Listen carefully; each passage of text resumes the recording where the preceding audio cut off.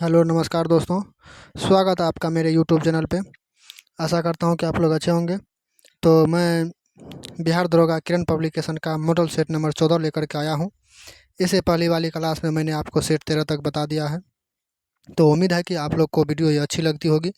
अगर आप लोग को वीडियो अच्छी लगती है तो प्लीज़ मेरे चैनल को सब्सक्राइब और वीडियो को लाइक ज़रूर कीजिएगा और किसी एक ग्रुप में ज़रूर शेयर कीजिएगा ताकि और किसी को इससे लाभ मिल सके।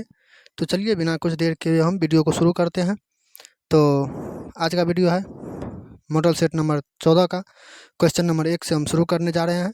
तो क्वेश्चन नंबर 1 हम शुरू करते हैं। चलिए, क्वेश्चन नंबर 1 है कि निम्नलिखित में से कौन भारतीय नागरिकों को संविधान द्वारा प्रदत्त मूल कर्तव्य के अंतर्गत नहीं आता है। तो ये आपको हो जाएगा ऑप्शन नंबर 2, अनन्या के विरुद्ध आवाज़ उठाना। क्या हो जाएगा? अनन्या के विरुद्ध आवाज़ उठाना। चलिए आगे की ओर चलते हैं 2 नंबर क्वेश्चन पे। 2 नंबर क्वेश्चन कर रहा है कि मुगल शासक जहांगीर के बाद जब जब तक कि शाहजहां गद्दी पर नहीं बैठा, वास्तविक मुगल शासक कौन था? वास्तविक मुगल शासक कौन था? तो ये आपको हो जाएगा राजकुमार शहरयार। कौन हो जाएगा? राजकुमार शहरयार हो जाएगा। चलिए 3 नंबर क्वेश्चन की ओर चलते हैं। 3 नंबर क्वेश्चन कर रहा है कि निम्नलिखित में से किस तिथि को 284 सदस्यों वाले संविधान सभा द्वारा संविधान पर हस्ताक्षर किया गया था? तो ये आपको हो जाएगा 24 जनवरी 1950 को। 24 जनवरी 1950 को हो जाएगा। चलिए 4 नंबर क्वेश्चन है कि फलों का अध्ययन जो हॉर्टिकल्चर की एक शाखा है उसे क्या कहा जाता है? तो उसे कहा जाता है आपको फलों की खेती कहा जाता है। क्या कहता है? फलों की खेती। चलिए 5 नंबर क्वेश्चन है कि मुजफ्फरपुर में किंग्सफोर्ड की हत्या का प्रयास कब किया गया था? मुजफ्फरपुर में किंग्सफोर्ड की हत्या का मतलब प्रयास कब किया गया था? तो ये आपको हो जाएगा 1908 में। कब किया गया था? 1908 में। 6 नंबर क्वेश्चन है कि गर्मी के दिन में आप अपनी कार को एक खुले हुए पार्किंग क्षेत्र में रखते हैं कुछ और आगे क्या देखते हैं कुछ घंटे बाद आप देखते हैं कि कार के अंदर गर्मी भर गई है। यह परिघटना किस नाम से जानी जाती है? यह परिघटना किस नाम से जानी जाती है? तो ये आपको हो जाएगा 6 का ऑप्शन नंबर 3, सौर प्रभाव। क्या से? सौर प्रभाव। चलिए 7 नंबर क्वेश्चन है कि चंपारण नील आंदोलन के राष्ट्रीय नेता कौन थे? चंपारण नील आंदोलन के राष्ट्रीय नेता कौन थे? तो ये आपको थे महात्मा गांधी। कौन थे? महात्मा गांधी। बिहार में चंपारण सत्याग्रह आंदोलन जो 1917 में चलाया था वही हुआ नील आंदोलन, जिसमें 3 कठिया व्यवस्था था। चलिए डायनमो है, ये कह रहा है कि डायनमो किसको किस में बदलता है? तो डायनमो आपको पता होगा यांत्रिक ऊर्जा को विद्युत ऊर्जा में परिवर्तित करता है डायनमो। 9 नंबर क्वेश्चन है कि कांग्रेस के नरम दल के नेताओं की आंदोलन की पद्धति थी। कांग्रेस के नरम दल के नेताओं की आंदोलन की पद्धति क्या थी? तो ये आपको थी राजवामबद्ध आंदोलन। राजवामबद्ध आंदोलन। 10 नंबर क्वेश्चन है कि भारत में नारी आंदोलन इनकी प्रेरणा से प्रारंभ हुआ। नारी आंदोलन इनकी प्रेरणा से प्रारंभ हुआ। तो ये आपको हो जाएगा 10 का 4, ज्योतिबा फूले। क्या हो जाएगा? ज्योतिबा फूले। चलिए 11 नंबर क्वेश्चन की ओर चलते हैं। 11 नंबर क्वेश्चन कर रहा है कि सूर्य से निकलने वाली इंफ्रारेड किरणों को एक एकल बिंदु पर केंद्रित करने हेतु सोलर कुकर में किस प्रकार की दर्पण का उपयोग किया जाता है? किस प्रकार के दर्पण का उपयोग किया जाता है? इसमें अवतल दर्पण का उपयोग किया जाता है। किसका? अवतल दर्पण का। चलिए 12 नंबर क्वेश्चन पे खेलते हैं। 12 नंबर क्वेश्चन कर रहा है कि निम्नलिखित में से कौन सा एक देशी राजवर्ष 1946 में संविधान सभा के साथ सीधी बातचीत करना पसंद किया बजाय नरेंद्र मंडल के माध्यम से? बजाय नरेंद्र मंडल के माध्यम से। तो ये आपको हो जाएगा बड़ौदा। क्या हो जाएगा? Option number 1 Baroda. दोस्तों अगर आप इस वीडियो को देख रहे हैं तो प्लीज़ चैनल को सब्सक्राइब जरूर कीजिएगा। चलिए 13 नंबर क्वेश्चन है कि वेदों के प्रख्यात टीकाकार सायन किनके शासनकाल के अधीन फले फूले हैं? किनके शासनकाल के अधीन फले फूले हैं? तो ये आपको हो जाएगा 13 का ऑप्शन नंबर 4 विजयनगर राजा। कौन हो जाएगा? विजयनगर राजा। 14 नंबर क्वेश्चन है कि महामारी के दौरान सरकार मूल अधिकारों को आम जनता के हित में प्रतिपादित कर सकती है। प्रतिपादित कर सकती है। तो ये आपको होगा स्वतंत्रता का अधिकार। क्या होगा? स्वतंत्रता का अधिकार। चलिए 15 नंबर क्वेश्चन की ओर चलते हैं। 15 नंबर क्वेश्चन कर रहा है कि दिल्ली सुल्तानों के शासनकाल में बंदगान ए खास किसके निर्देशित करता था? तो ये आपको हो जाएगा 15 का ऑप्शन नंबर 3 डाक वाहक। क्या हो जाएगा? डाक वाहक। 16 नंबर क्वेश्चन है कि भारतीय संविधान का कौन सा अनुच्छेद नए राज्यों के गठन के विषय में है? नए राज्यों के गठन के विषय में है, तो ये आपको हो जाएगा अनुच्छेद 3 हो जाएगा। भारतीय संविधान का कौन सा अनुच्छेद नए राज्यों के गठन के विषय में है? तो अनुच्छेद 3 हो जाएगा। चलिए 17 नंबर चलते हैं। 17 का क्वेश्चन कर रहा है कि 1946 में भारतीय नौसेना के नाविकों ने कहाँ विद्रोह किया था? कहाँ विद्रोह किया था? तो ये किया था बम्बई में, जो अभी वर्तमान मुंबई है। 18 में है कि किस आयोग ने भारत के लिए अकाल संहिता का दरखास्त की थी? यह आपको हो जाएगा एस्ट्रेची आयोग। कौन हो जाएगा? एस्ट्रेची आयोग। 19 का है कि 1940 में अगस्त प्रस्ताव में क्या प्रभाव रखा गया था? 1940 में अगस्त प्रस्ताव में क्या प्रभाव रखा गया था? तो ये आपको रखा गया था डोमिनियन स्टेट्स। 20 नंबर है कि अंग्रेजी भाषा को शिक्षा का माध्यम किसने बनाया? अंग्रेजी भाषा को शिक्षा का माध्यम किसने बनाया? तो ये आपको बनाया था सर चार्ल्स वुड 1854 में। सर चार्ल्स वुड 1854 में बनाया था। 21 नंबर क्वेश्चन है कि 1946 ईस्वी में अंतरिम सरकार का नेतृत्व किसने किया था? तो अंतरिम सरकार का नेतृत्व किया था आपको जवाहरलाल नेहरू ने। कौन किए थे? जवाहरलाल नेहरू ने। चलिए 22 नंबर क्वेश्चन है कि इंडियन एसोसिएशन ने किसका गठन करके राष्ट्रीय चेतना बढ़ाने में महत्वपूर्ण भूमिका अदा की? तो ये आपको हो जाएगा 22 का option number 1 Indian national Congress. कौन हो जाएगा? इंडियन नेशनल कांग्रेस हो जाएगा। 23 नंबर क्वेश्चन है कि दिए गए संख्या युग्म प्रत्येक दूसरी संख्या, ये रीजनिंग है क्या? कर्ण पालन समान पैटर्न युग्मों की संख्या एक निश्चित गणितीय सक्रिय प्राप्त करने की। हाँ, ये देख लीजिएगा आप लोग।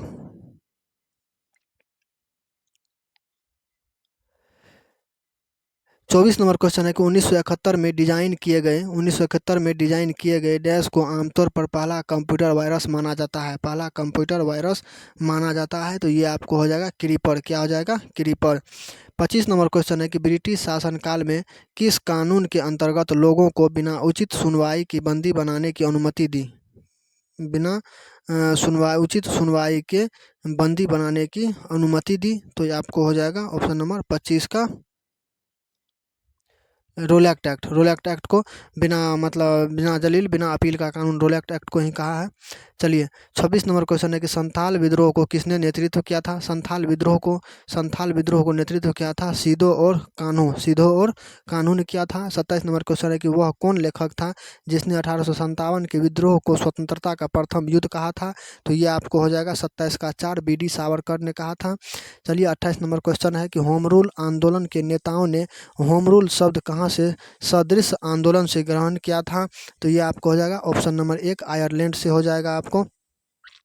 29 नंबर क्वेश्चन है कि रविन्द्रनाथ टैगोर ने अपना नाइटहुड की उपाधि किस कारण से त्याग दिया था? तो नाइटहुड की उपाधि जलियांवाला बाग हत्याकांड से त्याग दिया था। जलियांवाला बाग 13 अप्रैल 1919 को हुआ था।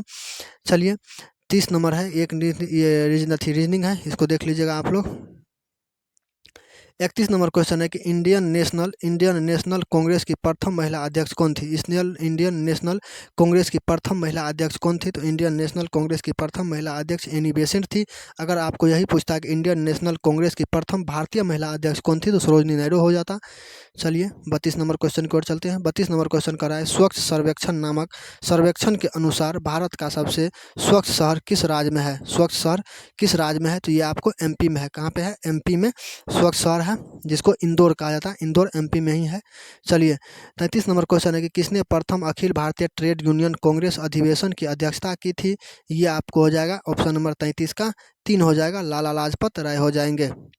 चलिए 34 नंबर क्वेश्चन है कि हिंदू कॉलेज कोलकाता के संस्थापक कौन थे? हिंदू कॉलेज कोलकाता के संस्थापक कौन थे? तो आपको राजा राम मोहन राय थे। कौन थे? राजा राम मोहन राय थे। 35 नंबर क्वेश्चन है कि महात्मा गांधी ने अपनी सत्याग्रह की तकलीफ का प्रथम प्रयोग कहाँ पर किया था? तो ये आपको चंपारण में किया था। चंपारण कहाँ पर है? चंपारण बिहार में है।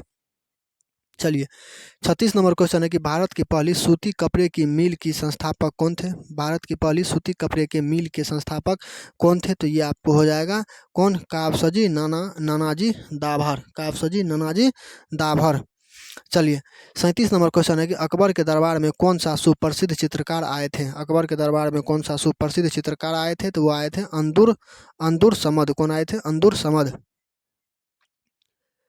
38 नंबर क्वेश्चन है कि बंगाल की एशियाटिक सोसाइटी की स्थापना किसने की थी? बंगाल की एशियाटिक सोसाइटी की स्थापना किसने की थी? ये सर विलियम जोन्स ने किया था। कौन किया था? सर विलियम जोन्स ने किए थे। 39 नंबर क्वेश्चन है कि 1885 में पूना के प्रसिद्ध फर्ग्यूसन कॉलेज शुरू करने वाले कौन थे? फर्ग्यूसन कॉलेज शुरू करने वाले कौन थे? तो ये आपको थे Deccan education society, Deccan education society. चलिए 40 नंबर क्वेश्चन है कि बहिष्कृत भारत जनरल किसने शुरू किया था? बहिष्कृत भारत जनरल किसने शुरू किया था? तो ये आपको doctor B R Ambedkar, doctor Bhimrao Ambedkar ने किए थे। 41 नंबर क्वेश्चन है कि बौद्ध शब्दावली में धर्म चक्र परिवर्तन से क्या निर्देश होता है? धर्म चक्र परिवर्तन से हाँ, बुद्ध का प्रथम उपदेश होता है। बुद्ध का प्रथम उपदेश जो कि सारनाथ में जो दिए थे वही होता है धर्म चक्र परिवर्तन। 42 नंबर क्वेश्चन है कि निम्नलिखित में से कौन सा एक मूर्ति शिल्प मौर्य काल का नहीं है? मौर्य काल का नहीं है तो ये आपको हो जाएगा मथुरा से प्राप्त खड़ी बुद्ध मूर्ति, मथुरा से प्राप्त खड़ी बुद्ध मूर्ति। चलिए 43 नंबर क्वेश्चन है कि स्थापत्य कला में गुंबद को आधार प्रदान करने के लिए सबसे पहले भित्ति महराब प्रणाली का प्रयोग किया गया। महराब प्रणाली का प्रयोग किया गया तो ये आपको हो जाएगा 43 का एक इल्तुतमिश के मकबरे में, इल्तुतमिश के मकबरे में। 44 नंबर क्वेश्चन है कि समुद्रगुप्त के विजयों का उल्लेख किसमें मिलता है? समुद्रगुप्त के विजयों का उल्लेख किसमें मिलता है? तो ये आपको इलाहाबाद अभिलेख में मिलता है। किसमें? इलाहाबाद अभिलेख में मिलता है। 45 नंबर क्वेश्चन ये मैथ है तो इसको आप देख लीजिएगा, इसका आंसर बताते हैं। 45 का आंसर आपको हो जाएगा ये 10.9 हो जाएगा, आपको देख लीजिएगा आप। 46 नंबर क्वेश्चन है कि तृतीय बौद्ध परिषद को किसने बुलाया था? तृतीय बौद्ध परिषद को अशोक ने बुलाया था। किसने बुलाया था? अशोक ने बुलाए थे। तृतीय बौद्ध संगति कब हुआ था? 251 ईसा पूर्व में कब हुआ था? 251 ईसा पूर्व में, और इसकी अध्यक्षता मेघलीपुत तीस ने किया था। कौन किया था? मेघलीपुत तीस ने किया था। 47 नंबर क्वेश्चन है कि संगम काल में तमिल में महाभारत किसने लिखी? संगम काल में तमिल में महाभारत किसने लिखी? तो ये आपको को लिखी थी पेरुंदे वनार ने लिखी थी। Option number 1। 48 नंबर क्वेश्चन है कि जिस दिल्ली सुल्तान ने एक कृषि विकास के मंत्रालय की स्थापना की वह कौन थे? तो वह थे आपको मोहम्मद तुगलक थे। कौन थे? मोहम्मद तुगलक। 49 नंबर क्वेश्चन है कि विजयनगर के जिस सम्राट ने तेलुगु और संस्कृत साहित्य में सर्वाधिक योगदान किया था वह कौन थे? तो वह आपको कृष्णदेव थे। कौन थे? कृष्णदेव थे। 50 नंबर क्वेश्चन है कि तारीख ए मुबारक शाही का लेखक याहिया सर हिंदी निम्नलिखित में से किसके शासनकाल में था? निम्नलिखित में से किसके शासनकाल में था? तो ये आपको थे सैयद के शासनकाल में। किसके? सैयद के शासनकाल में। 51 नंबर क्वेश्चन है कि औरंगजेब के काल में जिन सतनामियों ने बगावत कर नरनौल शहर को दखल कर लिया था वे कौन थे? तो वे आपको थे ऑप्शन नंबर 3 गुरु नानक के अनुयायी थे। कौन थे? गुरु नानक के अनुयायी थे। चलिए 52 नंबर क्वेश्चन है कि दंडकारण्य में सर्वाधिक वर्षा किससे होती है? दंडकारण्य में सर्वाधिक वर्षा किससे होती है? तो ये आपको होती है ग्रीष्मकालीन चक्रवात से। किससे? ग्रीष्मकालीन चक्रवात से होती है। 53 नंबर क्वेश्चन है कि निचले गंगा डेल्टा में मिलने वाले सूक्ष्म विदर क्या कहलाते हैं? निचले गंगा डेल्टा में मिलने वाले सूक्ष्म विदर क्या कहलाते हैं? तो ये आपको कहलाते हैं 53 का 2 खादर कहलाते हैं। क्या कहलाते हैं? खादर कहलाते हैं। 54 नंबर क्वेश्चन है दो संख्याओं का लघुत्तम समावर्त, ये भी मैथ है तो आप देख लीजिएगा। 54 का आप देख लीजिएगा, इसका हम आंसर बताते हैं। 54 का आंसर आपको 4 हो जाएगा, 350%। 55 नंबर क्वेश्चन है कि कौन सा नदी तंत्र सर्वाधिक पुराना है? कौन सा नदी तंत्र सर्वाधिक पुराना है? तो ये आपको हो जाएगा 55 का 2 इंडो ब्राह्मा। कौन हो जाएगा? इंडो बाह्य। 56 नंबर क्वेश्चन है कि भारत का सर्वाधिक क्षमता वाला तेल शोधक कारखाना कौन सा है? भारत का सर्वाधिक क्षमता वाला तेल शोधक कारखाना कौन सा है? तो ये आपको कोयाली हो जाएगा। कौन हो जाएगा? कोयाली हो जाएगा। चलिए, ये 57 नंबर कह रहा है कि कावेरी नदी की कुल लंबाई क्या है। कावेरी नदी की कुल लंबाई कितनी है, तो 802 किलोमीटर है। कितनी है, 802 किलोमीटर। कावेरी नदी की कुल लंबाई 802 किलोमीटर। 58 नंबर क्वेश्चन है कि अलैंगिक जनन मुकुलन द्वारा किस में होता है। अलैंगिक जनन मुकुलन द्वारा किस में होता है, तो ये आपको ईस्ट में होता है। ईस्ट में मुकुलन विधि द्वारा होता है अलैंगिक जनन। 59 नंबर क्वेश्चन कर रहा है कि मध्य प्रदेश के निम्न में से किस जिले से होकर भारतीय मानक समय रेखा गुजरती है। भारतीय मानक समय रेखा गुजरती है, तो ये आपको हो जाएगा 59 का 4 हो जाएगा भोपाल। क्या हो जाएगा, भोपाल। भोपाल कहाँ पे है, भोपाल एमपी में है। चलिए, 60 का भी आप लोग देख लीजिएगा। इसका आंसर आपको हो जाएगा 3.3/5 आंसर हो जाएगा। चलिए, 61 नंबर है कि कोसी मैदान का समुद्र तल से औसत ऊंचाई क्या है। कोसी मैदान का समुद्र तल से औसत ऊंचाई क्या है, तो ये आपको हो जाएगा 30 मीटर। क्या हो जाएगा, 30 मीटर। 62 नंबर क्वेश्चन है कि कर्क रेखा किस राज्य से होकर गुजरती है। कर्क रेखा किस राज्य से होकर गुजरती है, तो ये मेघालय से नहीं गुजरती है, उत्तर प्रदेश से नहीं गुजरती, उड़ीसा से नहीं गुजरती, ये झारखंड से गुजरती है। कर्क रेखा अपने भारत में 8 राज्य से गुजरती है। 8 राज्य से गुजरती है, जिसमें आपको हो जाएगा, क्या हो जाएगा, राजस्थान हो जाएगा। राजस्थान हो जाएगा। इसके बाद हो जाएगा, क्या कहते हैं, मध्य प्रदेश हो जाएगा। मध्य प्रदेश के बाद उत्तर प्रदेश, उत्तर प्रदेश भी होगा, नहीं उत्तर प्रदेश नहीं होगा, राजस्थान होगा, मध्य प्रदेश हो जाएगा, छत्तीसगढ़ हो जाएगा। इसके बाद आपको झारखंड हो जाएगा, पश्चिम बंगाल हो जाएगा। यही है एक ठो इसका ट्रिक है कि मित्र पर गमछा झाड़।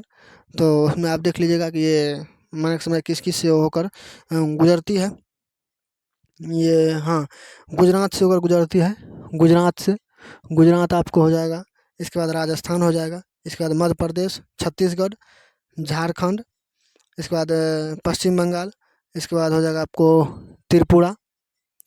थोड़ा सीरियली बोले तो सीरियली बोलने में थोड़ा कन्फ्यूज हो जाते हैं। अब ऐसे मित्र पर गमछा झाड़ आप ट्रिक से देख सकते हैं। चलिए, 63 नंबर क्वेश्चन है कि लमडिंग किस राज्य में स्थित है। लमडिंग किस राज्य में स्थित है, तो लमडिंग आपको हो जाएगा ऑप्शन नंबर 1 असम में स्थित है। कहाँ पर स्थित है, असम में स्थित है। 64 नंबर क्वेश्चन है कि भारत के किस राज्य में समुद्री अपरदन सर्वाधिक होता है। भारत के किस राज्य में समुद्री अपरदन सर्वाधिक होता है, तो ये आपको गुजरात में होता है। कहाँ पर, गुजरात में होता है।